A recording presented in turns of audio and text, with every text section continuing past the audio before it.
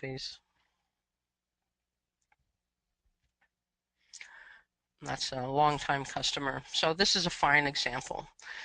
Um, Pricing, everybody's always asking me, how much do I charge for things? Well, ideally, um, oh, I suggest just walking through the local produce department of the grocery or natural food store and look at what they're selling and bump it 20%. And the idea is what you are offering is something that is farm fresh. It's a no waste product because it was harvested yesterday or day before yesterday, where the food in the grocery store or natural food store most of the time is going to be already 5 days old. With sweet corn, we have a guy at our farmers market known as the Corn Man. He brings in hundreds of bushels of corn when corn season is on, and he sells his corn for 50 cents an ear. We sell out every single week at $1 an ear because people are aware of the fact that they don't want GMO corn. And those people that it makes a difference are going to spend $1 an ear on certified organic corn. So next slide. And our $1 ear corn is worth every penny of it, let me tell you. And sometimes I'll even give people an ear of corn. Just say, well, take it and try it. You can eat it raw, see how that is, and they always come back for more. So if you've spent anything, if you're going to sell at the farmer's market, you better spend some time walking around the market and looking and seeing how people are doing things. And pricing boards, I have two examples of pricing boards here, and you can see the one on the left is up about 3 feet high, and the one on the right is down at ground level. So you think about it, I mean, the pricing board is a great way to go as long as you have prices there for people to see. But the one on the right, if the customers are standing there in front of it, nobody else can see what the prices are. So nobody else knows what the prices are, and the only way they're going to be able to see is for somebody to step out of the way. So if you're going to do a pricing board, I encourage you to do like the example on the left and get it up at eye level. It makes a difference. You know, in grocery stores, people pay a premium for that eye level pricing and price marks. So it's the same thing at the farmer's market. Next slide. I like the pricing board idea, but I do not use that technique. I'm more this way. I print up labels ahead of time with pricing, and when I'm doing plants, I do, like on the right, there's an explanation of what Orient Express what is as far as an eggplant and how many days it takes it to maturity. I use little plastic card holders that you get through a florist shop. I actually get them wholesale, but I like the idea on the left too. She's got a picture of the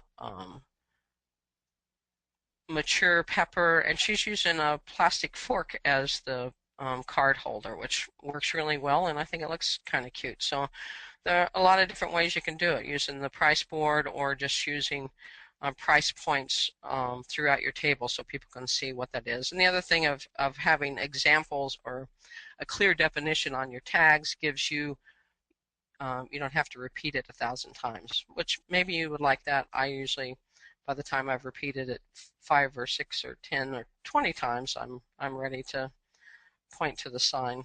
Next slide, please. And we're kind of known for our signage. Give peas a chance. I am an old hippie, so I like to play on that. So in this case, when you're looking at the sign there, you can see that there's peas and they're $2. It doesn't say $2 a pound. It doesn't say $2. It just says $2. So we pretty much sell by the bag, not by the. For most things, we sell by the bag, not by the pound. So in this case, I've bagged snow peas, just a nice big handful of peas, which is what most people would use for cooking. And I do weigh them out at 4 ounces or $2 a piece. Well, I end up, there's the concept of less for more in the shopping world, and it works well. Next slide, please. We also have a lot of travelers, tourists, like I said before, and with that, having those folks come through, they want a small amount that they can eat as they're walking around the market or eat when they take it back to the campsite. With the berries, we've kind of experimented with different sizes of berry containers, a pint versus a half pint, and what we found was also listening to our customers who are tourists coming through town that they could easily eat a half pint walking around the market or for whatever they were doing for that day. A pint was too much, so we started doing half pints, and we would always sell out half pints. And also doing free samples. We do free samples with like our cherry tomatoes, the sun gold tomatoes, and whole berries, but you are kind of limited to what the health regulations are as far as food sampling. So just be aware of that if you're handing samples out. Next slide. Blackberries are a big one for us. We do blackberry jam. Well, I say we. Tom makes the jam. He is the jam man, not me. So our garlic is the one thing that we do sell by the pound, and I do actually weigh them out. And you can see my point of this picture was each one of those mesh bags has a tag on it with Green Tree Naturals contact information. So I want to make sure if people buy garlic from me, when they get home later, they remember who the garlic came from. So putting, whenever you can, putting your contact information on whatever you're selling is a good thing. You want them to remember so they can come back. Next slide.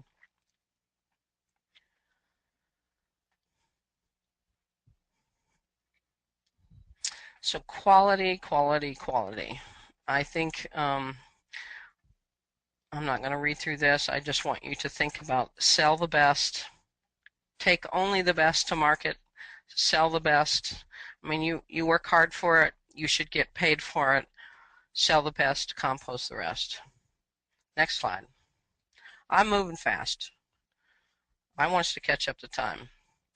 So, eggs at the farmer's market, we have taken eggs over the years, but you do have to, following the health regulations, you need to have an ice chest with a thermometer inside and monitor the temperature. That's no big thing. People love the eggs, but we found we can sell them just as well from the farm, so that's how we do it. Next slide, please.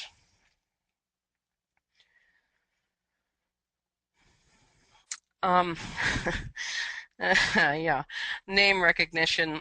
Um, if you haven't come up with a farm name, you really need to come up with one, even if it's Diane's Farm or Hillary's Garden or whatever. And this is a magnetic sign, and the short story there, as you can see, I wrote it to the side.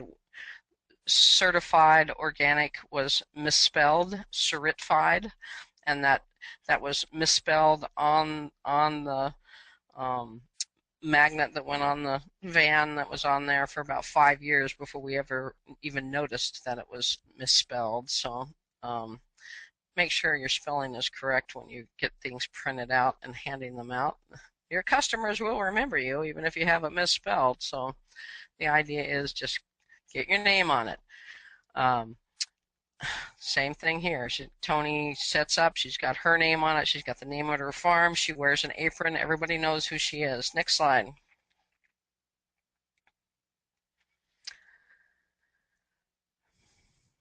Give gifts to repeat customers. I actually, I will keep single flowers off to the side, and I will often give out a single flower. And oftentimes I'll give, if one of my customers comes by and something's going on, I'll just give them a bouquet.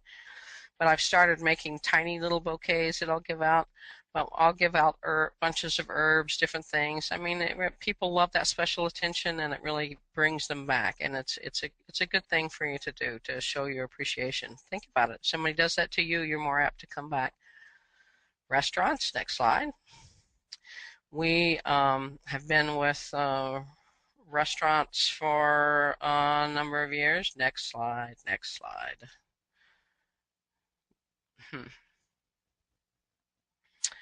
I'm not going to read through all of that because we don't have the time to do that since we started out late. But read through this. Really think about selling to restaurants in different aspects. We can always dialogue about that via email. Happy to help you out. I do have a book, Selling Produce to Restaurants, that has pretty much covers everything you ever wanted to know. Next slide, please.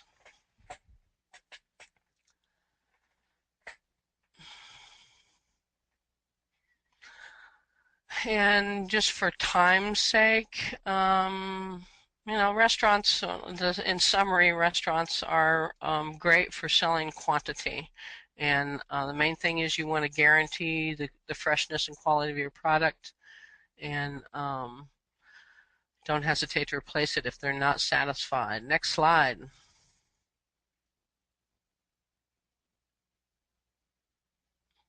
I'm sorry that there's such a delay in this. It's taking more time than it should. We've had our CSA for huh, 16, 17, I don't know, a long time. And this is just kind of an outline. The CSAs have really been a fail-safe for us. It's really a situation where our customers can pay up front, and it really helps us plan for the season. And that's Hillary. Hi, Hillary. Next slide.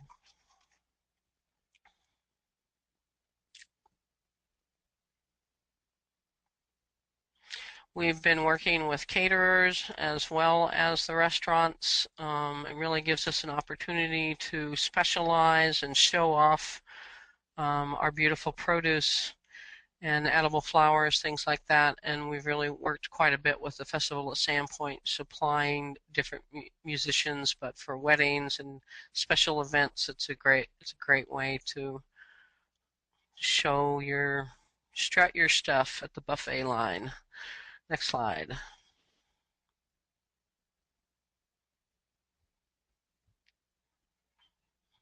And there's some strutting of our stuff. Next slide.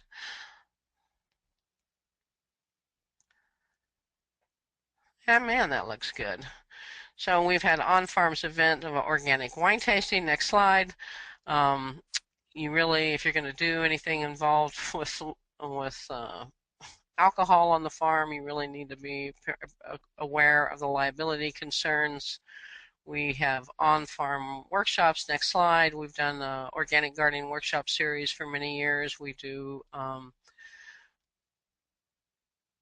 on-farm research. We're involved with several research projects for the next 3 years, which I can share information with that on later. Next slide. The point of these is community presence, and really for all of us that are selling direct to the consumer, we expect our local community to support us, and we need to be involved with the community for that to happen.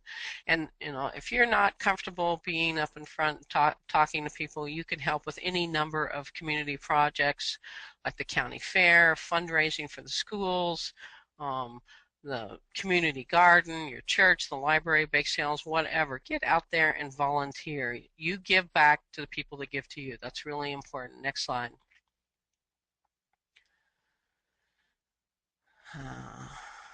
Community presence is really crucial. Next slide. Our apprenticeship program has been in place for 18 years, and I just put that out there so you would know. Farm tours.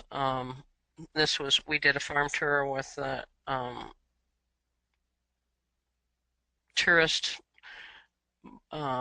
group this spring, and you can see it wasn't very nice day, but they still came. We still had over 100 people here. Next slide. Cold and wet, they didn't care. They were still here. Anytime you're doing on-farm activities, you must look at the liability aspects of it. Review your homeowner's policy, talk to your insurance agent, and really look into that. Don't just do it.